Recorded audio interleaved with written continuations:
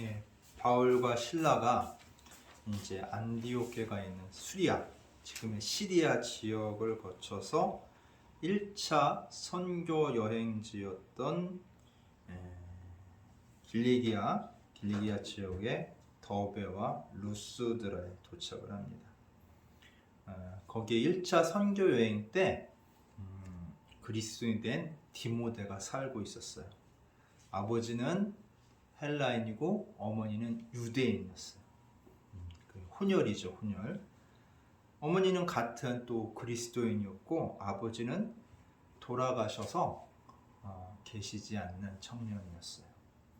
참 신실한 청년으로 소문이 나서 근처 루스드라와 이고니온 교인들도 칭찬이 자자했던 그런 청년이었습니다. 바울은 이 청년을 이번 선교행에 꼭 동참시키고 싶었습니다.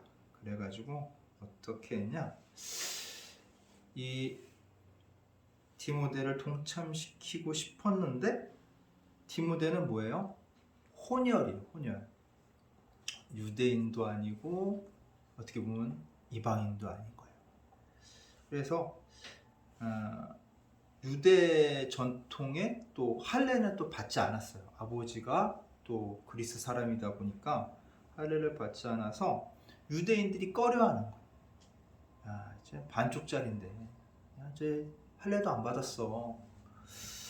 그래서 이 바울이 고민이 많았는데 왜 이렇게 바울이 고민을 했냐면 이 바울의 이 선교 여정을 보면 어떻게 되냐면 바울이 맨 처음에 선교지에 가서 어디를 가요? 유대인 회당에 가서 먼저 말씀을 전하죠. 그러니까 유대인 회당으로 가야 되는데 지금 디모데는 어때요? 할례를 안 받았기 때문에 어정쩡하단 말이야. 얘를 데리고 유대인 회당에 들어갈 수가 없는 거예요. 그래서 고민을 하다가 디모데한테 얘기를 했나 봐요. 그래서 디모데가 결단을 해서 할례를 받게 됩니다. 그래서 유대 이렇게 할례를 받게 되면 어떻게 되냐면 엄마가 유대인이면 그 난 자녀들은 유대인으로 인정을 해요. 율법상 유대 법상 인정을 하는데 왜냐면 엄마가 키우기 때문에 유대 방식으로 키우기 때문에 유대인으로 인정하는 거예요. 근데 지금 디모데는 어때요? 엄마가 유대 방식으로 키웠으면 할례를 받았어야 될 거 아니야. 할례를 안 받아가지고 그게 문제가 되는 거예요. 참 괜찮은 청년인데 그래서 이 반쪽짜리로 비난받을 가능성이 있단 말이에요. 할례를 안 받았기 때문에. 근데 할례를 받게 되면 어떻게 해요? 디모데를 인정할 수밖에 없는 거야. 법에도 안 걸리니까, 율법에도 안 걸리니까 디모데는 뭐예요? 유대인이야 라고 인정하게 되기 때문에 디모데가 할례를 받게 됩니다.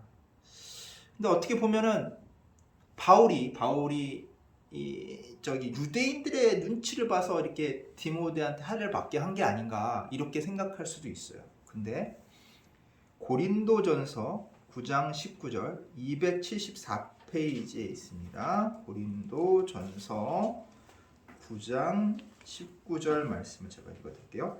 내가 모든 사람에게서 자유로우나 스스로 모든 사람에게 종이 된 것은 더 많은 사람들을 얻고자 함이라. 뭐예요? 내가 자유로운 사람인데 내가 다른 사람들한테 다른 사람이 세운 법, 다른 사람 밑에서 이렇게 종된 모습을 하는 것은 더 많은 사람을 어떻게 구원을 얻고자 하기 위해서란 말이에요.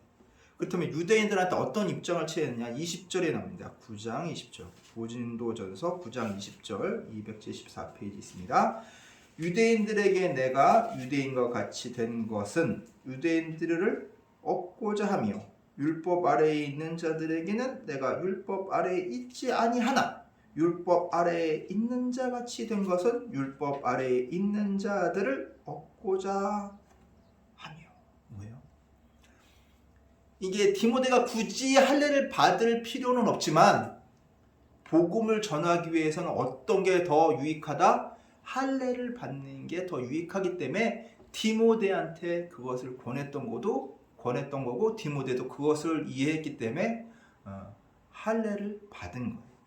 그렇게 바울의 이 생각은 어떤 거예요?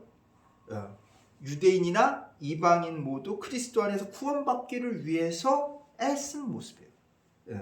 그리고 이게 그 갈라디아서 6장 15절 한번 볼까요? 310페이지에 있습니다. 갈라디아서 6장 15절 한번 읽어주실래요? 6장 15절 309페이지. 할례나 무할례가 아무것도 아니로되 오직 새로 지으심을 받은 자뿐이니라. 자, 이게 그러니까 할례 받으나 안 받으나 그게 중요한 게 아니라 뭐가 중요해? 거듭남. 예수 그리스도를 통해서 내가 거듭남이 중요하다는 거예요. 그래서 같은 갈라디아서 2장 3절에 어떻게 나오냐면 이런 말씀이 나와요. 2장 3절 한번 읽어주실래요? 303페이지. 그러나 나와 함께 있는 헬라인 디도라도 억지로 할례를 받게 아니하였으니. 이게 뭐예요? 자, 헬라인 디도가 억지로 할례를 받지 않게끔 자기가 만들었다는 거예요. 뭐예요? 개인 의지라는 거예요. 헬라인은 굳이 할례를 받을 필요가 없다는 거예요. 그렇기 때문에 디도는 그 수제자임에도 불구하고 안 받게 하고, 디모데는 왜 했어? 얘는 복음을 전하기 위해서 어떠냐고 권했기 때문에 디모데는 절반은 유대인이잖아요. 그래서 할례를 받은 거예요.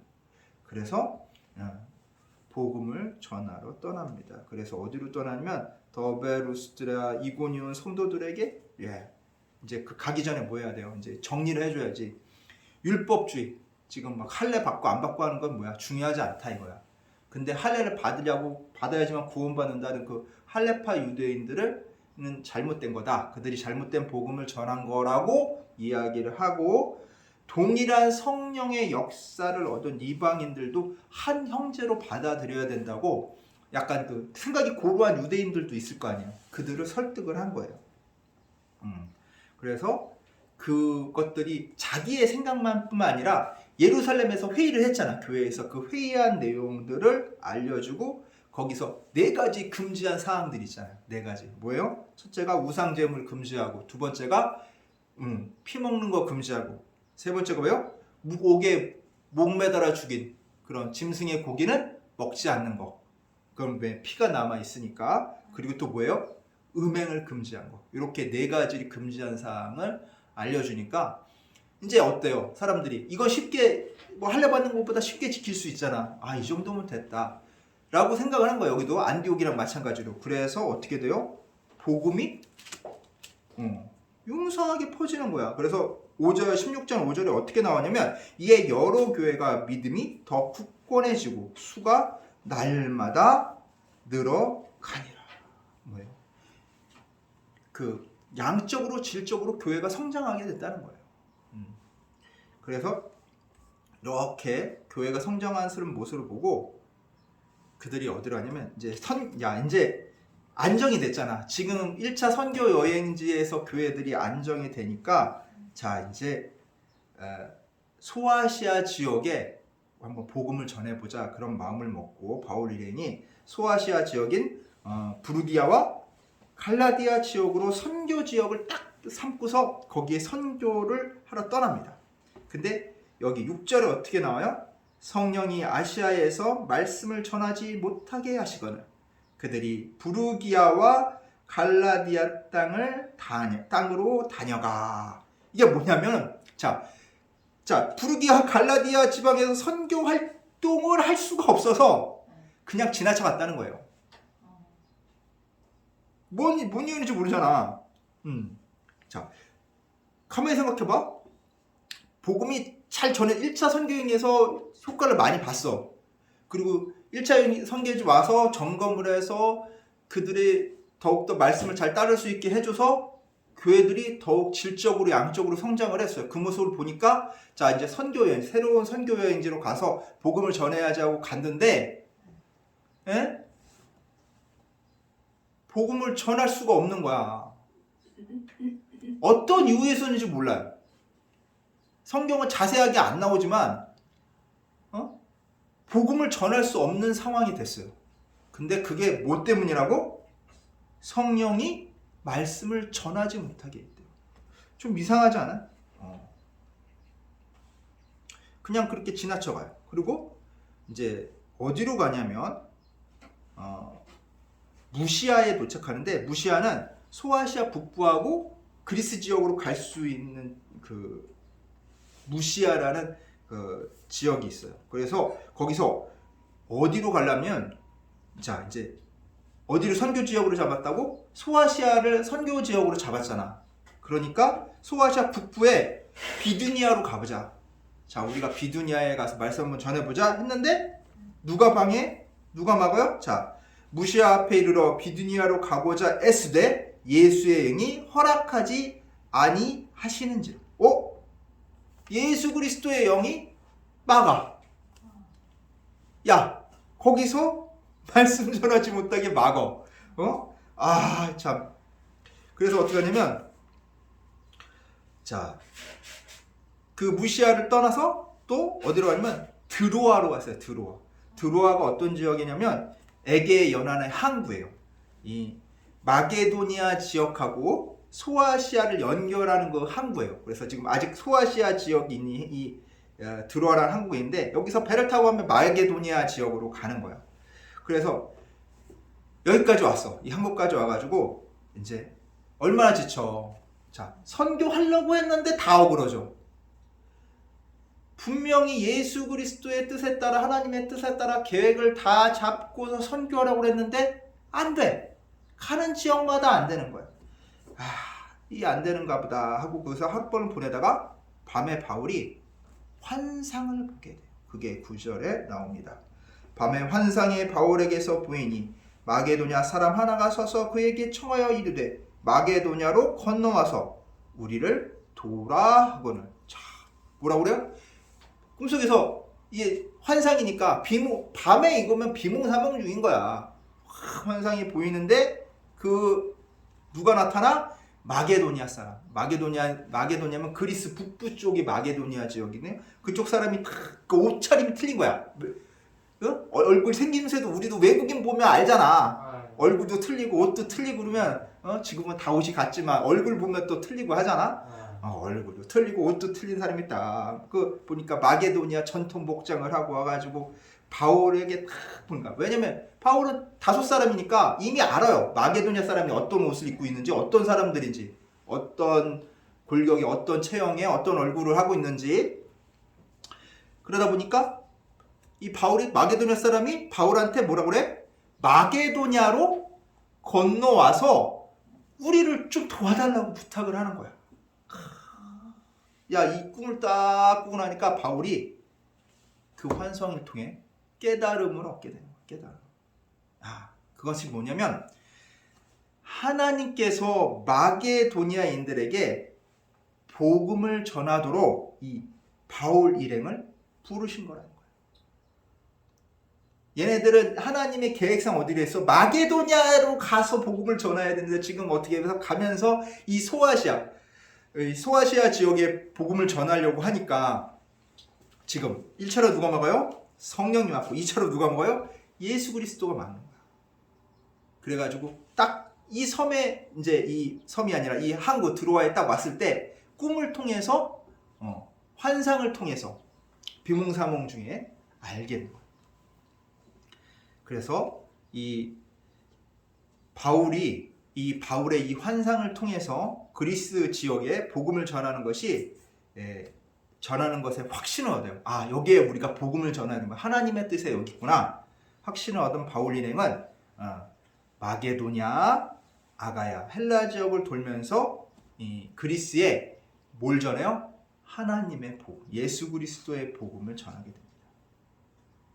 자, 이거 보면은 우리 성공하고 이 실패, 우리 성공은 좋고 실패는 나쁜 거잖아. 우리 그렇게 생각을 하잖아요.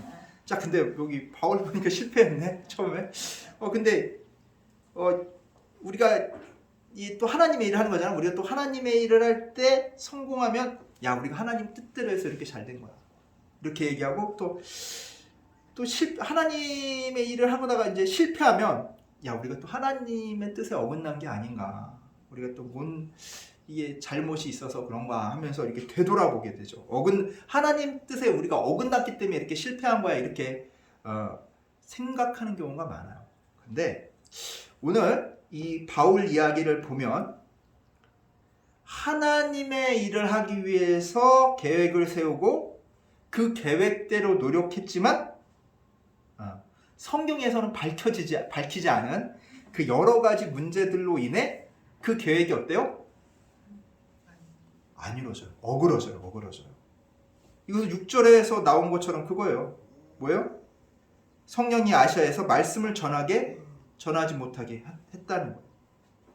야, 이렇게 서술 간단하게 그 어려움 안 되는 그 이것 때문에 안 됐어가 아니라 뭐야? 결론은 내가 복음을 못 전했는데 그건 뭐야? 성령님께서 못 전하게 하셨어 라고 간단하게 전해요.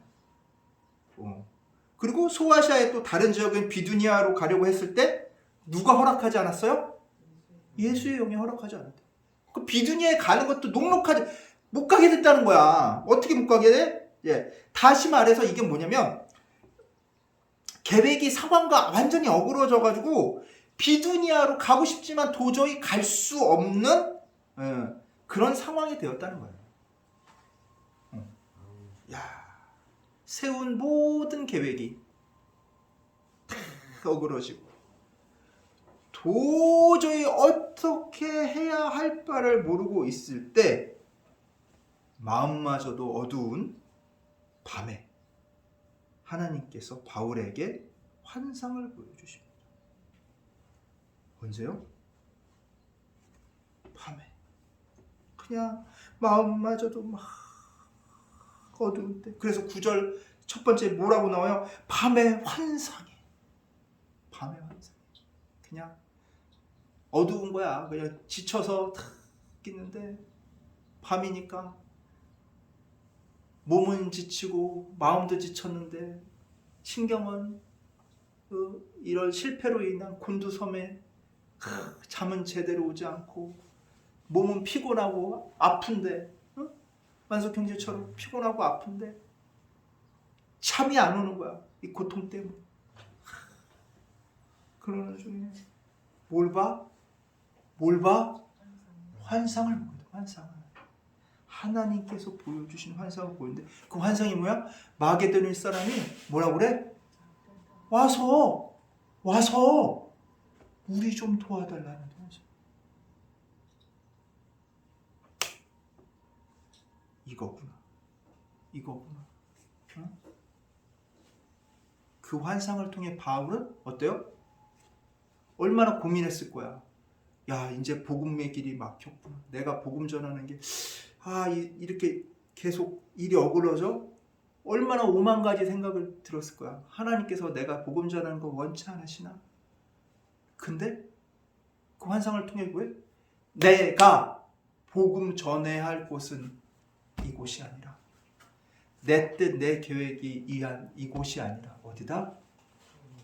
하나님께서 보여주신 그 마게도니아 지역이라는 것을 깨닫게 됩니다. 그것을 통해 바울은 어떻게 돼? 하나님의 원대한 계획 안에 다시 들어갑니다.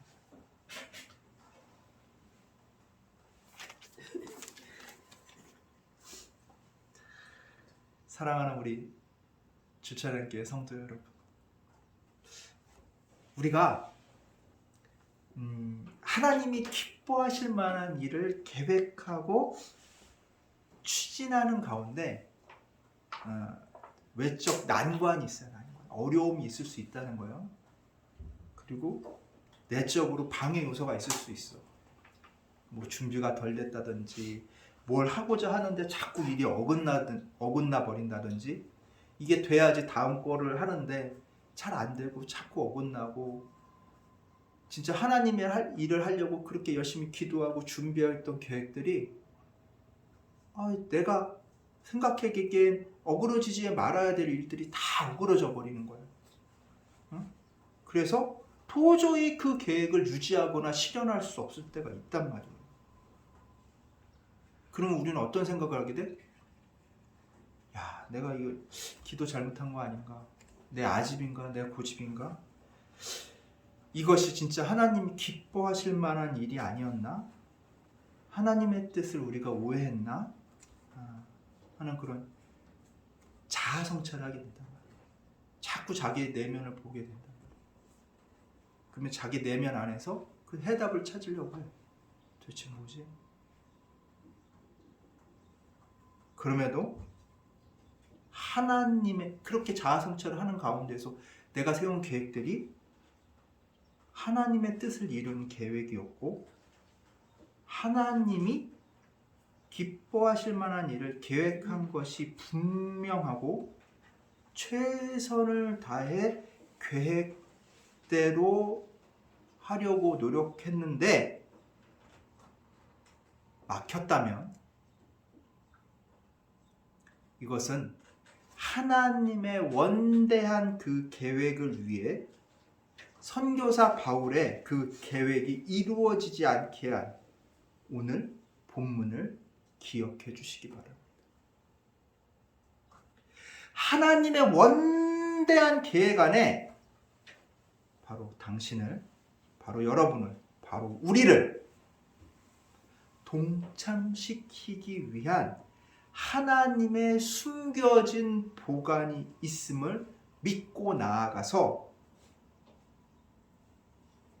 주님의 그 계획 안에 들어가는 우리 멋진 성도님들 되시기를 간절히 축원합니다. 이루어지지 않을 수 있어요. 안 될 수 있어요. 근데 그것이 정말 내가 하나님 위해 노력한 것인데 안 됐을 때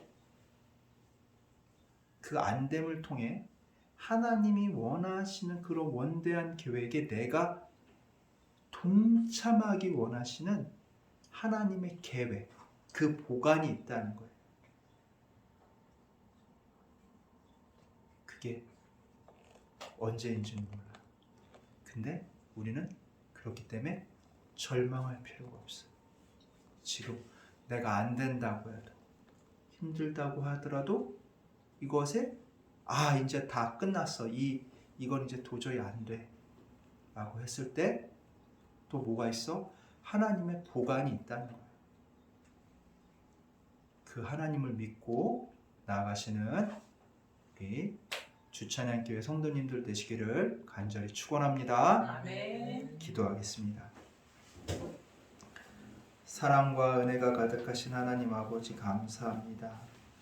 언제나 늘 우리를 불꽃 같은 눈동자로 지켜주시고 보호해 주시는 주님, 우리가 주님을 위해 세운 계획들이 우리 생각대로 우리 바람대로 이루어지지 않을 때 내가 주님의 일을 하는 것이 맞나?